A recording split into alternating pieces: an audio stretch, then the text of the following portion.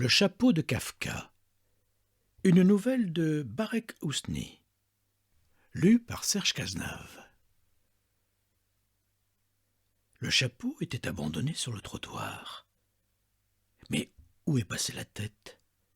C'est une chose étrange, un chapeau sans tête, se disaient les passants ce matin-là, pressant le pas et esquivant les nuées de brouillard d'un hiver glacial. Il était 8 heures. Une foule diffuse dans une grisaille morne. Cela se passait dans une avenue couverte d'anciens pavés basaltiques, au centre d'une capitale européenne qui ressemblait à Prague, au temps où y vivait le fameux écrivain Franz Kafka. Comme on pouvait le deviner aisément, les passants portaient de lourds habits, manteaux, chapeaux, écharpes, grosses chaussures, ainsi que des parapluies. Autour d'eux, les immeubles moyenâgeux semblaient les couver tendrement. Mais une fois le chapeau dépassé, ils l'oubliaient et ne cherchaient guère à en savoir plus. Celui-ci, noir et fait d'un beau tissu, ressemblait curieusement au chapeau que portait Franz Kafka dans la célèbre photo en noir et blanc où il paraissait le visage maigre, les oreilles décollées et les yeux arrondis de surprise, comme s'il fixait la plus étrange des scènes qu'il ait jamais vues. Le chapeau demeura un temps solitaire non loin de la chaussée, tel un mot orphelin dans une lettre au contenu presque totalement effacé par la pluie ou pareil à un nourrisson qu'une pauvre mère aurait abandonné en ces temps où la misère dominait. Une belle femme passa tout près. Elle portait un long et luxueux manteau noir. On devinait des cheveux roux et crépus sous le chapeau qui épousait les contours de sa tête, à la mode des femmes dans les années folles. Elle avait une taille svelte et le port altier. On ne manquait d'admirer sa lente et gracieuse démarche.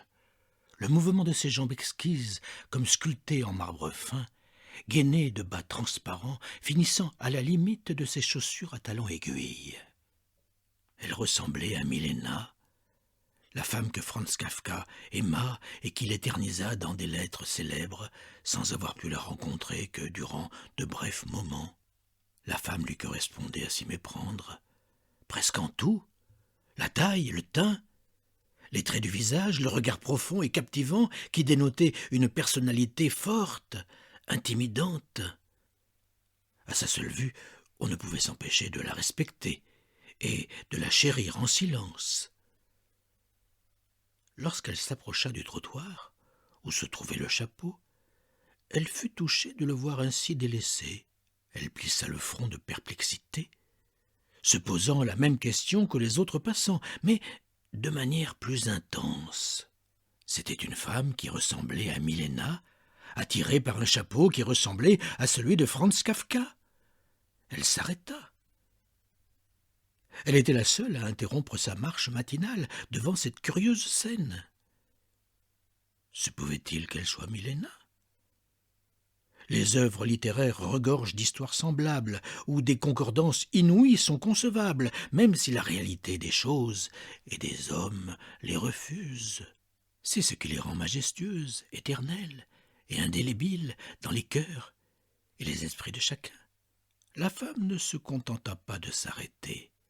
Elle s'avança sans quitter le chapeau des yeux et le contempla pendant un long moment. À la fin, elle libéra sa main droite en coinçant le sac à main sous son aisselle. Elle avait envie de le voir de plus près, de le toucher sûrement. Elle ne se demanda pas si son geste pouvait paraître déplacé de la sorte sur la voie publique. La femme qui ressemblait à Milena paraissait défier les éventuels regards des approbateurs. Elle voulait en avoir le cœur net. Elle s'abaissa lentement, l'air grave. Son corps suivit en descendant à la verticale pour ne pas perturber la solennité de son port superbe. Elle s'accroupit avec précaution, souleva le bord du chapeau et pencha la tête. Elle le tint avec le bout de l'index et du pouce, se gardant bien de le palper ou même de légèrement le tordre, comme si elle touchait une somptueuse étoffe.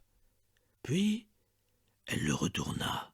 L'étonnement la cloua sur place, la faisant trembler jusqu'au plus profond d'elle-même. Elle en oublia complètement le chapeau. Un cafard était caché dessous.